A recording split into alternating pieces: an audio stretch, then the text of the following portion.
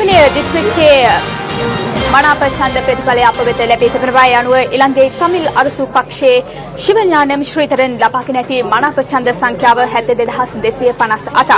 මාවේ සේනාධිරාජා මහතා මනාප ඡන්ද 58782ක් ලබාගෙන තිබෙනවා.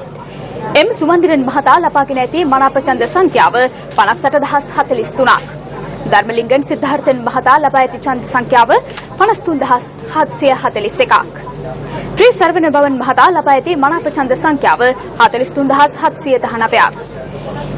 APTP පක්ෂය වෙනුවෙන් ඩග්ලස් දේවානන්ද මහතා මනාප ඡන්ද 16399ක් ලබාගෙන තිබෙනවා.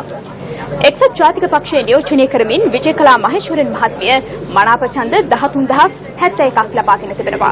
දේශාන් நன்றி குஷானி. யாழ் மாவட்டத்திற்கான விருப்பு வாக்குகளின் முடிவுகள் தற்போது வெளியாக இருக்கின்றன.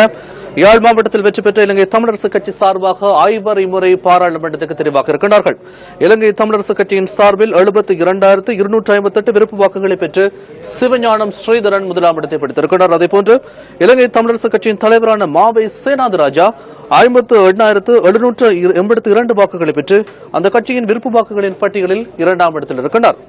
அதேபோன்று எம் சுமந்திரன் 58043 விருப்பு வாக்குகளையும், தர்மலிங்கம் சித்தார்த்தன் 53742 விருப்பு வாக்குகளையும், சரவணபவன் 43719 விருப்பு வாக்குகளையும் பெற்று முறையே 3ஆம், 4ஆம் மற்றும் 5ஆம் இடங்களில் உள்ளமை குறிப்பிடத்தக்கது.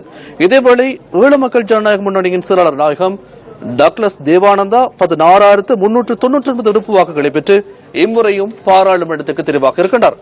ஐக்கிய தேசிய கட்சி சார்பாக விஜயகலா மகேஸ்வரன் 13071 விருப்பு வாக்குகளை பெற்றுள்ளதோடு அவரும் தனது பாராளுமன்ற ஆசனத்தை இம்முறை தக்க வைத்துக் கொண்டிருக்கின்றார்.